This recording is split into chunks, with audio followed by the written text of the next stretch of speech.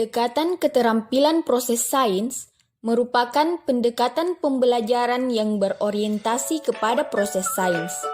Pendekatan ini diperlukan karena sains tidak hanya merupakan kumpulan pengetahuan saja, tetapi juga terkandung dalam hal yang mencakup pengamatan atau observasi, mengklasifikasikan, menafsirkan, meramalkan, berkomunikasi, mengajukan pertanyaan, berhipotesis, merencanakan percobaan, menggunakan alat dan bahan, serta menerapkan konsep. Adapun kompetensi dasar atau KD yang kami kaji di sini adalah KD 3.3 yang berbunyi menerapkan konsep tentang keterkaitan hubungan antara struktur sel pada jaringan tumbuhan dengan fungsi organ pada tumbuhan berdasarkan hasil pengamatan.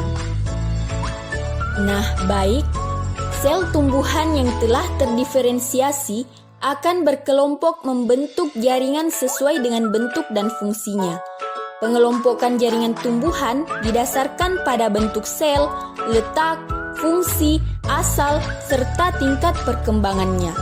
Berdasarkan hal-hal tersebut, jaringan pada tumbuhan meliputi jaringan meristem dan jaringan permanen. Jaringan-jaringan dengan fungsi yang berkesinambungan kemudian membentuk suatu fungsi organ. Nah, adapun organ-organ tumbuhan meliputi akar, daun, batang, dan alat reproduksi. Nah, berikut penerapan keterampilan proses sains dasar sesuai dengan KD 3.3.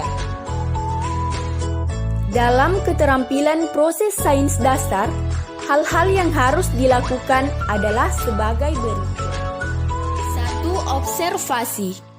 Nah, langkah pertama yang kita lakukan yakni melakukan observasi atau melakukan pengamatan pada objek yang akan kita teliti atau kita amati. Di sini, kita akan melakukan pengamatan pada bunga mawar atau Rosa sp. 2. Klasifikasi. Nah, setelah menentukan tanaman apa yang akan kita amati, selanjutnya kita menentukan klasifikasi atau pengelompokan dari tanaman tersebut. Tujuan dilakukannya pengklasifikasian makhluk hidup adalah untuk mempermudah mengenali, membandingkan, dan mempelajari makhluk hidup. Berikut klasifikasi bunga mawar yang terdapat pada gambar. 3. Komunikasi. Nah, di dalam melakukan praktikum, siswa tidak hanya melakukan kegiatan praktikum secara individu, namun dilakukan secara berkelompok, sehingga proses komunikasi di sini sangat diperlukan antara anggota kelompok yang satu dengan anggota kelompok lainnya. Bukan hanya komunikasi antar siswa dengan siswa saja, tapi komunikasi antar guru dengan siswa pun sangat-sangat penting. 4. Pengukuran. Nah, di sini kita dapat melakukan pengukuran secara kualitatif. Misalnya, bau dari bunga mawar itu sendiri, bentuk daun, dan juga bentuk batang dari tanaman mawar itu sendiri. 5. Penarikan kesimpulan.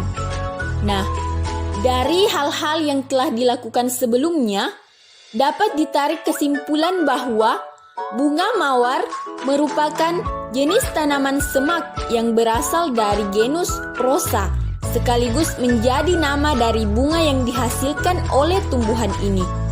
Mawar merupakan tumbuhan dikotil. 6. Prediksi. Tanaman yang telah diamati, yakni tanaman bunga mawar atau Rosa sp, merupakan jenis tanaman semak yang berasal dari genus Rosa, sekaligus menjadi nama dari bunga yang dihasilkan oleh tumbuhan ini. Mawar merupakan tumbuhan dikotil. Klasifikasi dari tanaman bunga mawar adalah sebagai berikut, yakni termasuk dalam kingdom Plantae, divisi Spermatophyta, subdivisi Angiosperma, kelas Dicotylodonae, ordo Rosanales, genus Rosa, dan spesies Rosa sp.